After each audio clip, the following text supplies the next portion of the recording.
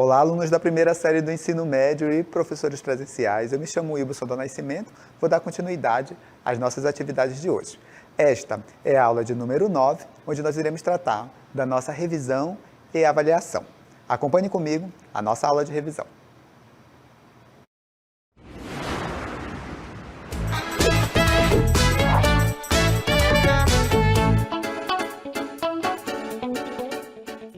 Olá, alunos da primeira série do ensino médio, professores presenciais. Eu me chamo Wilson do Nascimento e eu vou dar continuidade à nossa aula de revisão, tá bom? Fiquem atentos às dicas que a gente vai dar aqui com os assuntos que serão abordados na nossa avaliação. Vamos à aula de hoje? Olha só, na nossa primeira aula nós falamos sobre a linguagem cartográfica. E nós aprendemos na realidade como é que a gente faz a leitura e a interpretação dos mapas que são de fundamental importância para a gente compreender os conteúdos relacionados à disciplina Geografia, tá bom? Olha só. A gente viu que os mapas, eles apresentam 5 elementos principais, tudo bem? Esses elementos, obrigatoriamente, eles devem estar presentes nos mapas para que eles sejam completos, tá? Para que o mapa não deixe nenhuma dúvida. Pode ter outros elementos? Pode, mas esses são os principais. Professor, quais são esses 5 elementos? Vamos lá ver quais são esses elementos? Olha só, a gente tem aqui título, orientação, legenda, escala e fonte. Questão de prova, turma. Quais são os principais elementos que compõem um mapa? Título, orientação, legenda, escala e fonte. Vamos verificar o que representa cada um desses elementos. Nós temos o título. Toda vez que vocês observarem um mapa e vocês não identificarem do que o mapa está tratando, qual assunto o mapa está abordando, você precisa recorrer ao título. E onde esse título vai ficar? Ele pode ficar aqui,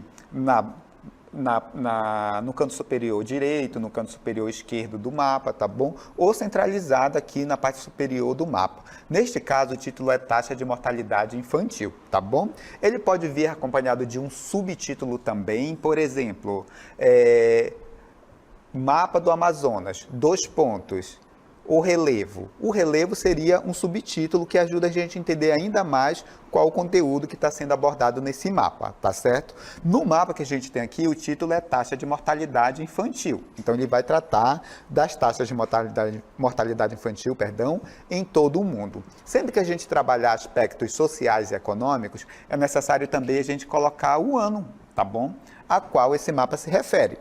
Porque se a gente pega um mapa da taxa de mortalidade infantil lá de 1900, vamos supor, esse desenho aqui seria completamente diferente, tá certo?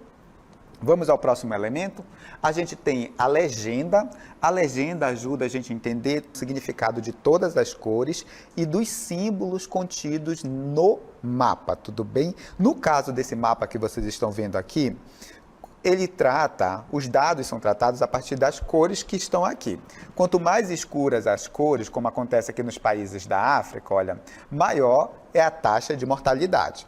Quanto mais clarinha a cor, menor é a taxa de mortalidade. Isso eu sei porque eu tenho a legenda para dar suporte, que normalmente vem ou no canto inferior direito ou no canto inferior esquerdo.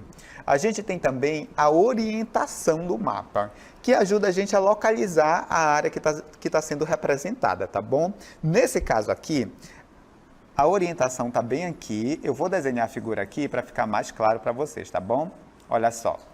Ela indica para onde está o norte e, consequentemente, todos os outros pontos. Leste, oeste, o sul para baixo, tudo bem? No caso do mapa do Brasil, é fácil a gente saber onde está o sul, por exemplo, onde está o oeste, onde está o leste, tá certo? Porque a gente tem um conhecimento do território, mas para áreas menores, é de suma importância que a gente tenha essa orientação para a gente saber aonde é que aquela área está localizada.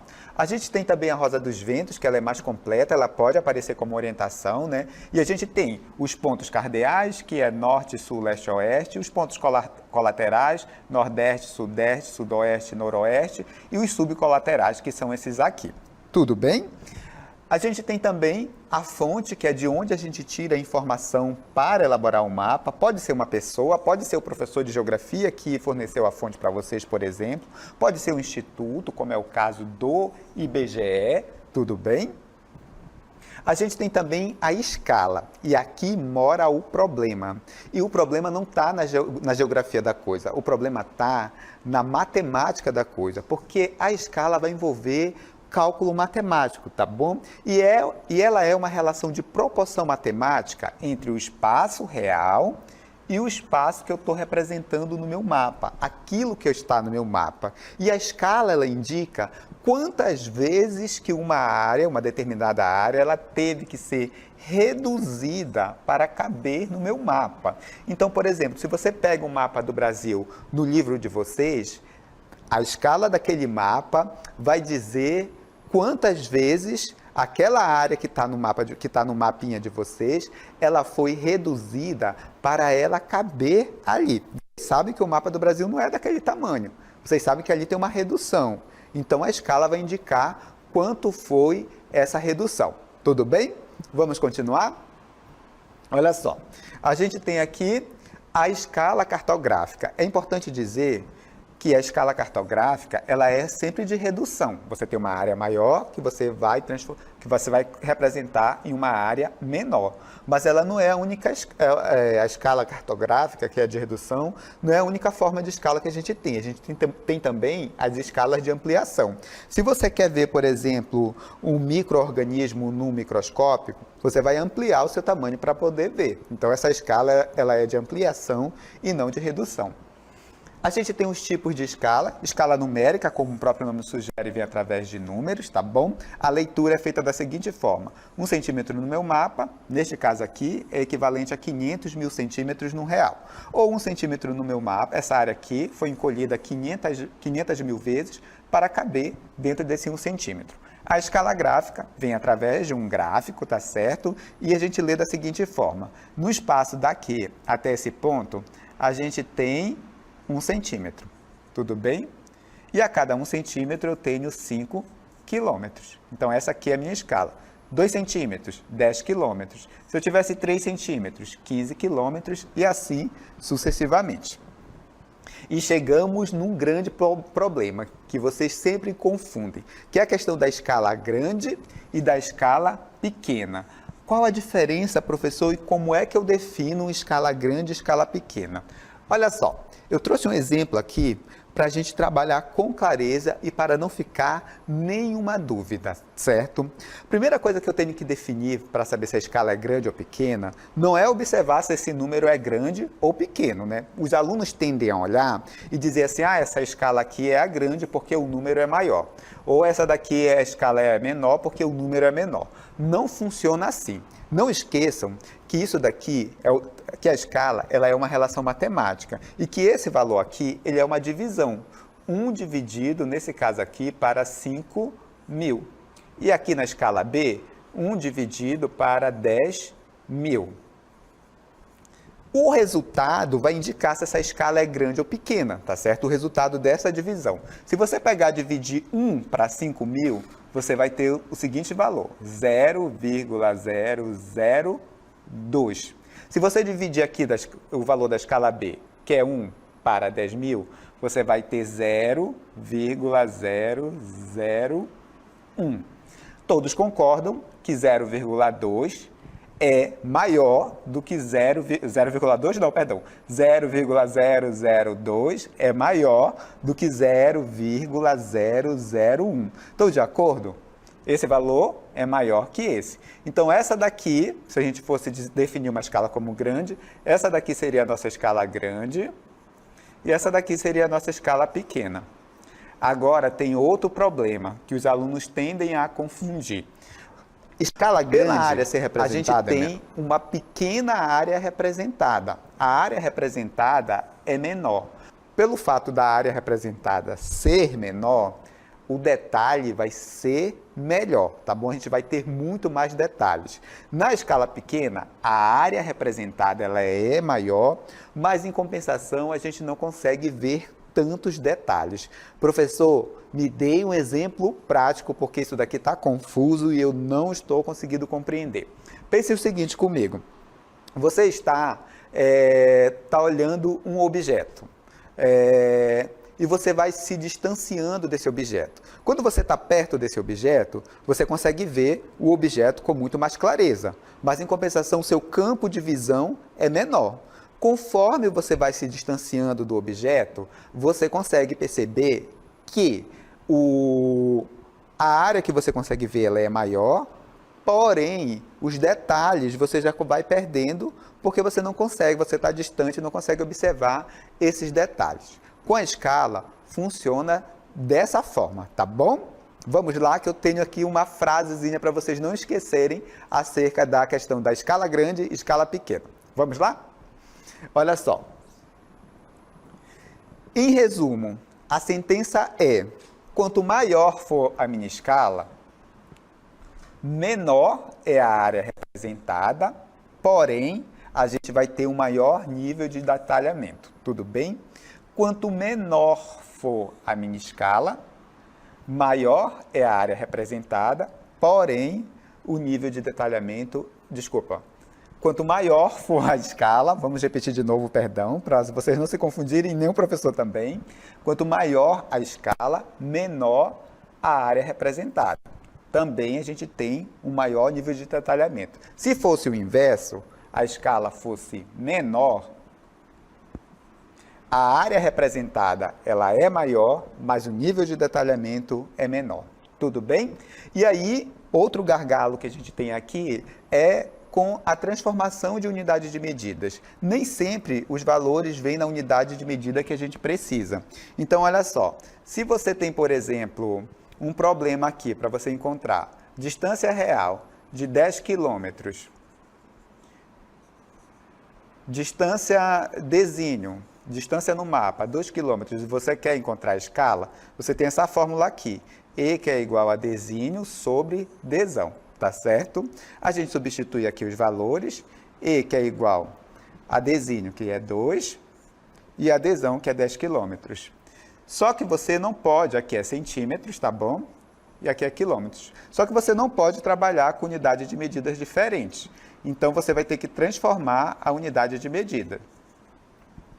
Como é que você transforma? Dica para vocês.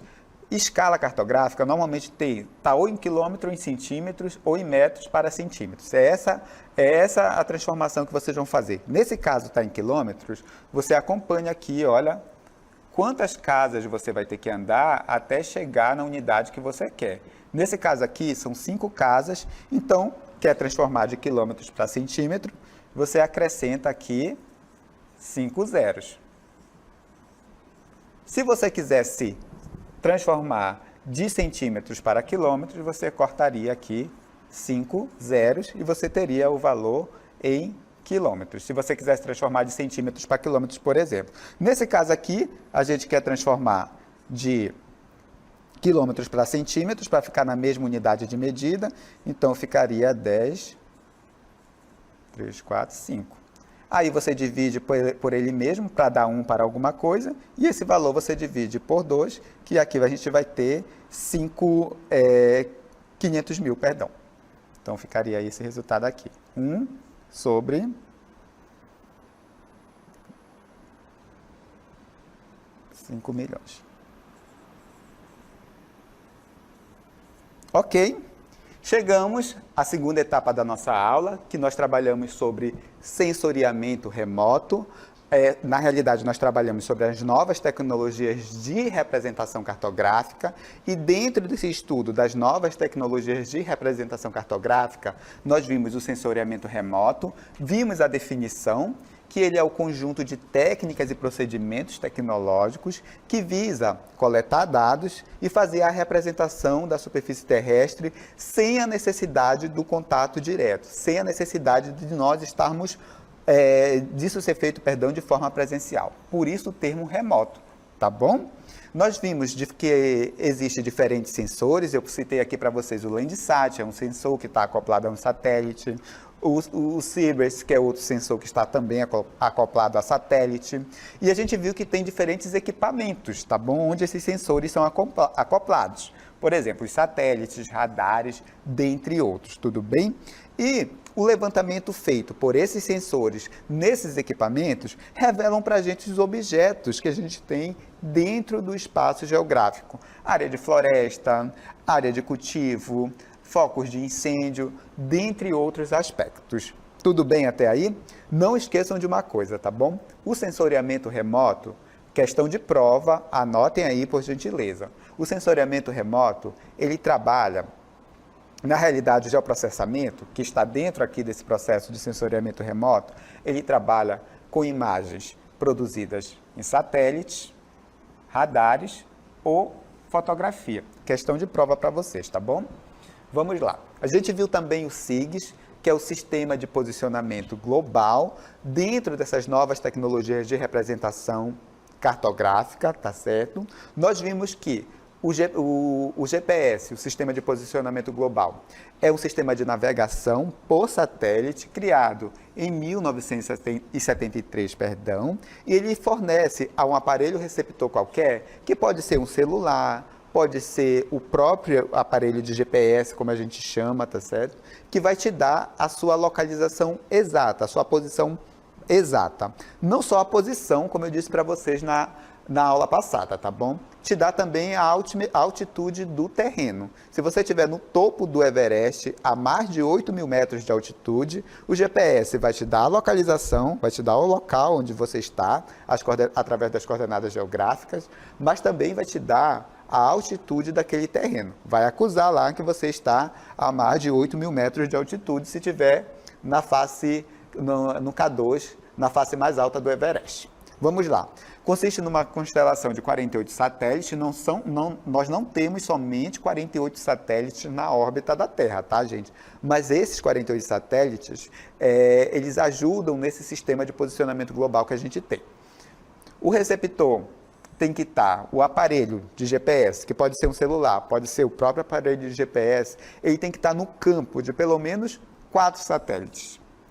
Até 3. Então, a combinação precisa de um dado local, ela é feita quando a gente tem a combinação de pelo menos 4, 3 satélites é aceitável, tá certo? Então, você tem informação de 3, 4 satélites, e aí chegou a informação ao receptor, ao aparelho que está recebendo, aí você tem uma localização precisa. Tudo bem?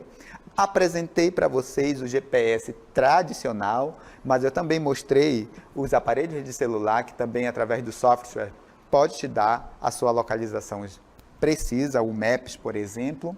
E a gente viu o sistema de informação geográfica, tá certo? Que é a parte de software, onde a mágica acontece, onde tudo aquilo que é coletado através do sensoriamento remoto chega aqui e é processado. As imagens de satélite, as imagens de radar, dentre outras.